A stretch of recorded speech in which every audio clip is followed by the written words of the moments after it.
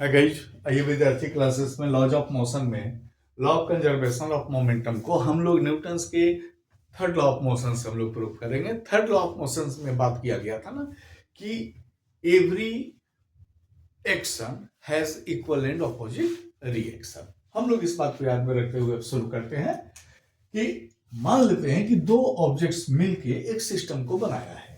एक ऑब्जेक्ट है ए और दूसरा है बी। ये u1 वेलोसिटी से जा रहा है और ये u2 वेलोसिटी से जा रहा है स्ट्रेट लाइन मोशन में, दोनों स्ट्रेट लाइन में है। और ये u1 जो है ये ग्रेटर देन है u2, तो इसके बीच में कोलिजन हो गया।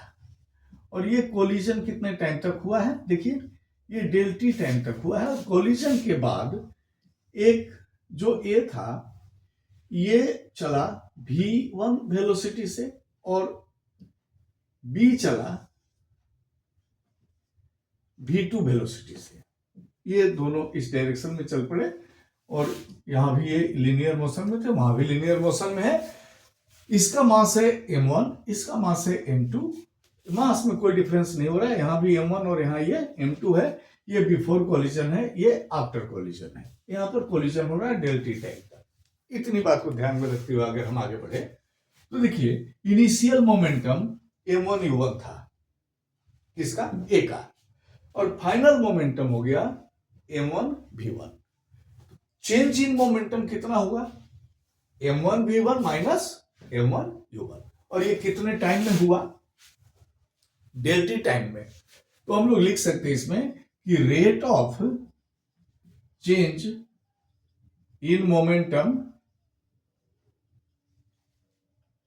ऑफ ए, ये हो जाएगा m1 v1 minus m1 u1 by del t।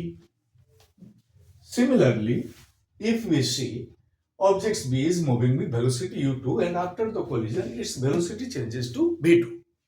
In this case, change in momentum is m2 v2 minus m2 u2, and since it take time t, therefore rate of change in momentum of B, that is m1 m2 v2 minus m2 u2 by del t। अब यहां पे बात आ रही है, देखिए कि momentum change किसका हुआ, ए का। तो उसके ऊपर में फोर्स कौन लगाया होगा, बी, क्योंकि दो ही तो ऑब्जेक्ट्स है, एक ए है और एक बी है।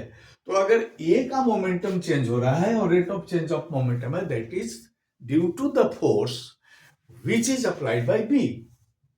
इसका मतलब हो रहा है कि अगर हम लोग बात करते हैं कि F B is the force applied by B, then F B is equal to m1 v1 minus m1 u1 by del t. और अगर हम लोग बी की बात करें तो बी का मोमेंटम चेंज हो रहा है। देखिए ये किसके चलते चेंज हो रहा होगा, इस पे फोर्स लगा है और वो फोर्स कौन लगाया होगा, ए। तो अगर एफ ए की बात करें हम लोग तो F A equal to m2 v2 minus m2 u2 by del t. अब अगर यहां पर हम लोग न्यूटन्स के थर्ड लॉ को प्रूफ अप्लाई करते हैं तो हम लोग को पता है कि एफ बी और एफ ए दोनों इक्वल होगा और एक दूसरे के ऑपोजिट होगा। तो हम लोग यहां लिख सकते हैं कि by using Newton's third law of motion, by using Newton's third law of motion, F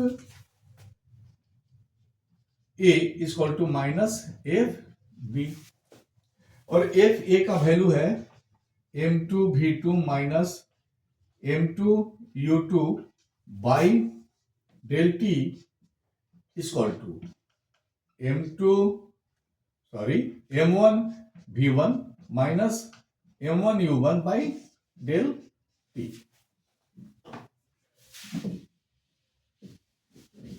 अब इसको अगर हम लोग आगे सॉल्व करें तो इस केस में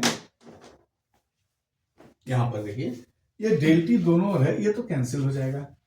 बच गया, यहां पर ये माइनस है तो यहां माइनस आगे चला आएगा, और माइनस आ गया तो इसको हम लोग ब्रैकेट में घेर देते हैं।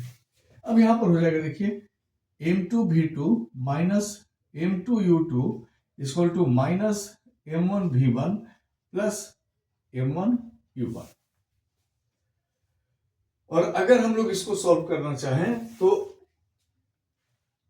m1v1 को हम लोग अगर बिफोर कोलिजन वाले को एक तरफ लेके आए तो हमारे पास आ जाएगा, देखिए ये m1u1 है और ये इधर जाएगा तो हमारे पास आ जाएगा m1u1 प्लस m2u2, और इधर में है m2v2 और इसको लेके आ गए तो प्लस m1v1, यानी कि after the collision total momentum is this one and before collision total momentum is this one, और दोनों एक दूसरे के इक्वल है। यानी कि किसी भी सिस्टम में टोटल मोमेंटम हमेशा कंजर्व रहा। देखिए पार्टिकुलरली इंडिविजुअली मोमेंटम चेंज हो रहा है ए का और बी का, लेकिन टोटल मोमेंटम सिस्टम का हमेशा कांस्टेंट है। इसी को बोला गया law of conservation of momentum, और इसको हम लोग न्यूटन के थर्ड लॉ से किए। Thank you.